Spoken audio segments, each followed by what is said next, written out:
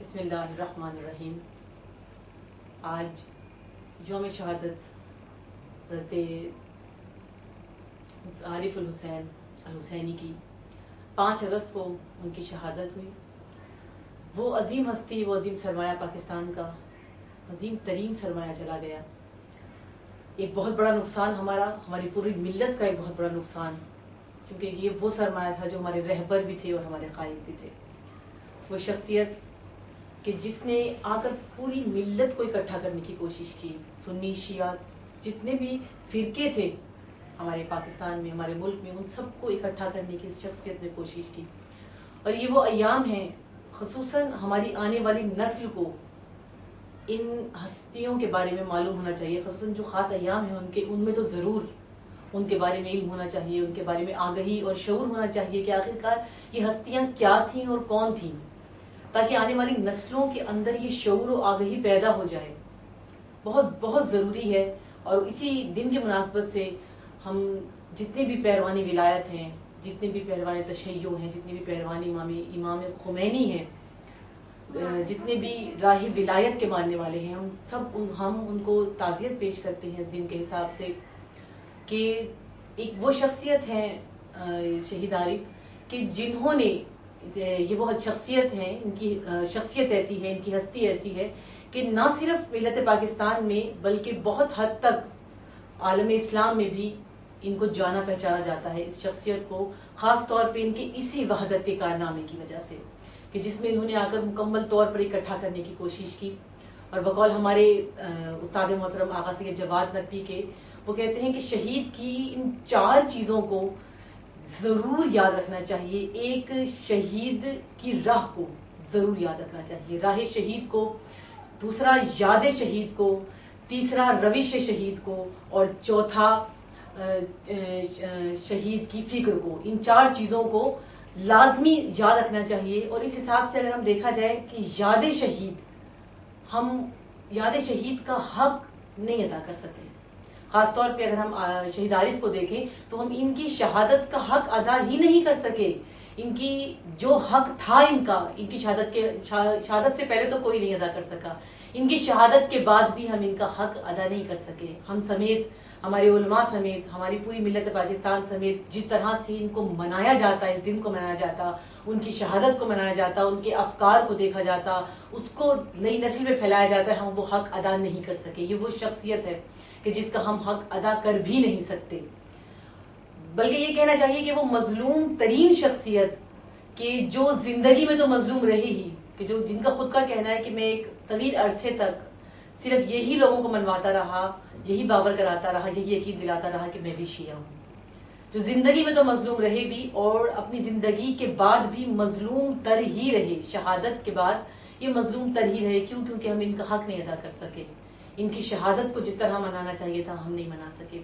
شہید عارف الحسینی وہ ہستی ہیں کہ جنہوں نے ملت پاکستان میں آ کر اکٹھا کیا، جنہوں نے لوگوں کو اکٹھا کیا، جمع کیا، کیونکہ ظاہر ہے ایک بہت بڑا کام کر رہے تھے۔ تفرق کا بین الاقوامی جتنی بھی سازشیں تھیں وہ ہمارے ملک میں آ کر تفرق کو پھیلا رہی تھی، فرقہ واریت ہو رہی تھی، شیعہ آپس میں لڑ رہے تھے، شیعہ سنی لڑ رہے تھے۔ ان تفرقوں سے نکالنے کے لیے شہید عارف نے بہت بڑا کارنامہ سر انجام دیا کہ ان کو اکٹھا کر رہے تھے، اور آخر دشمن کو یہ چیز اچھی نہیں لگی۔ کیوں؟ کیونکہ وہ اہم کام تھا کہ تفرقے کو ختم کرنا، ایک اہم کام تھا کہ اسلام ناب کو لوگوں میں پھیلانا، دین کا اصل چہرہ دکھا رہے تھے، اور سب سے بڑھ کر استعمار کی سازشوں کو لوگوں کے سامنے عیاں کر رہے تھے۔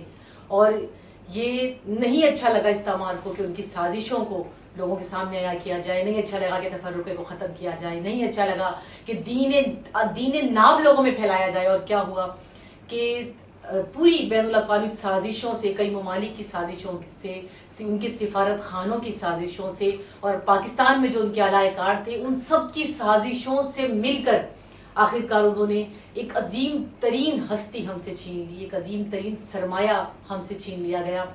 وہ سرمایہ کی بہت فخر کی بات ہے کہ جن کے بارے میں، جن کو امام خمینی نے کہا تھا کہ یہ میرا فرزند ہے، امام خمینی جس کو اپنا فرزند کہیں، اس کی اپنی ہستی کیا ہوگی، اس کا اپنا مقام کیا ہوگا کہ جو امام راحل کی پیروی کرتے ہوئے اس وحدت کو لیے جا رہے تھے۔ وہ عظیم ترین سرمایہ ہم سے گیا، اور واقعی ہی بقول ہمارے استاد کے وہ کہتے ہیں کہ یہ واقعی فرزند کہلانے کے لائق ہیں امام خمینی کے۔ امام خمینی نے صحیح کہا ہے کہ وہ ان کے فرزند ہیں، کیونکہ راہ خمینی پر تھے یہ پیرو خمینی بھی تھے، یہ راہ خمینی پہ بھی تھے، یہ ولایت کے پیرو بھی تھے، اور یہ بالکل اسی روش پر چل رہے تھے جس روش پر امام خمینی چل رہے تھے۔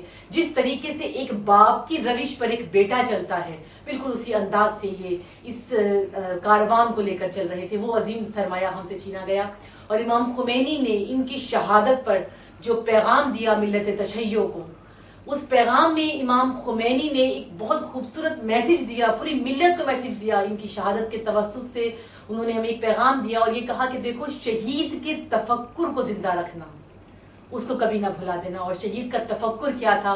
شہید کا تفکر وحدت تھی، وحدت بین المسلمین ان کا تفکر تھا۔ اور امام راحل یہی فرما رہے تھے کہ دیکھو اس کے تفکر کو قائم رکھنا، یاد رکھنا، بھلا نہ دینا۔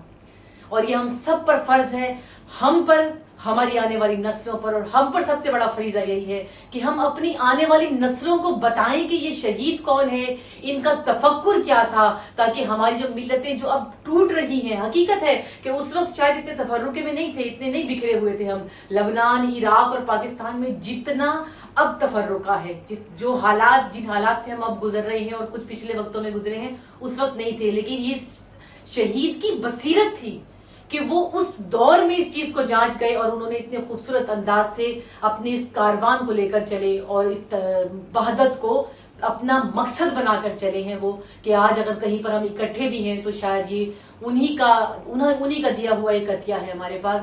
تو ہم سب پر واجب ہے کہ ہم اس شہید کی اس روش کو زندہ رکھیں، اس تفکر کو زندہ رکھیں ہم۔